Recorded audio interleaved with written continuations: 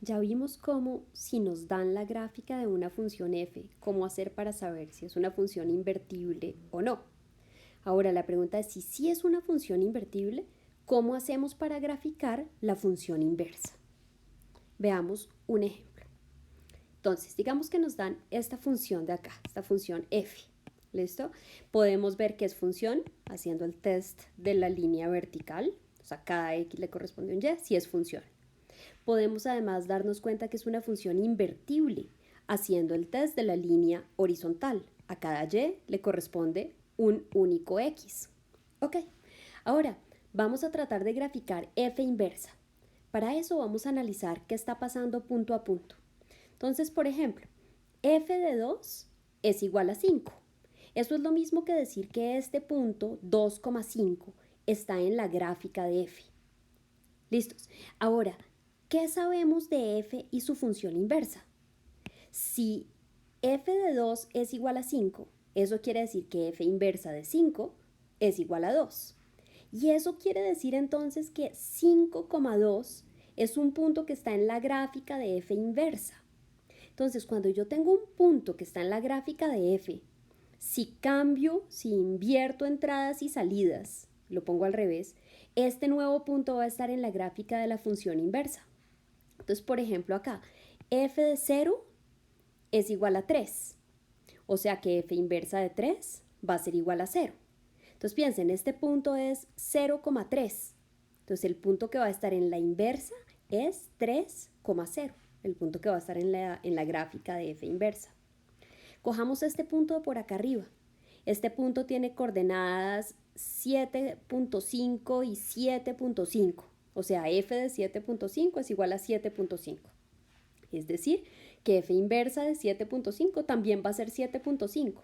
O sea, en el punto 7,5,7,5 estaba en la gráfica de f y también va a estar en la gráfica de f inversa. O sea, cuando el x y el y son iguales, entonces el punto va a estar sobre f y sobre f inversa. Vamos viendo cómo es que vamos poniendo esta información acá en la gráfica. Entonces, ya sabemos que f inversa de 5 es 2, o sea que el punto 5,2 está en la gráfica de f inversa, lo marqué acá en verde, esos van a ser los puntos que están sobre f inversa. Teníamos que f de 0 era 3, o sea, f inversa de 3 es 0, o sea que el punto 3,0 está en la gráfica de f inversa. Antes teníamos este, ahora tenemos este. En f teníamos este, en f inversa tenemos este. ¿Okay? Cojamos este que habíamos dicho acá. Entonces, en f teníamos este, que era 7,5,7,5, y ese mismo punto va a estar en f inversa también. Cojan, por ejemplo, este, que es menos 1,1. Ahora el otro punto, el punto que va a estar en la inversa, es 1, menos 1. Se voltean el x y el y. Ok. Y así podemos poner todos los puntos, todos los infinitos puntos que va a haber en la función f inversa.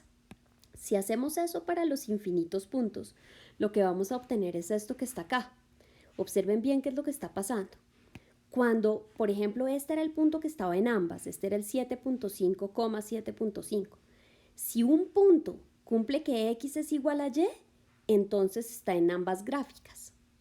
Este era 0,3 y se convirtió en 3,0.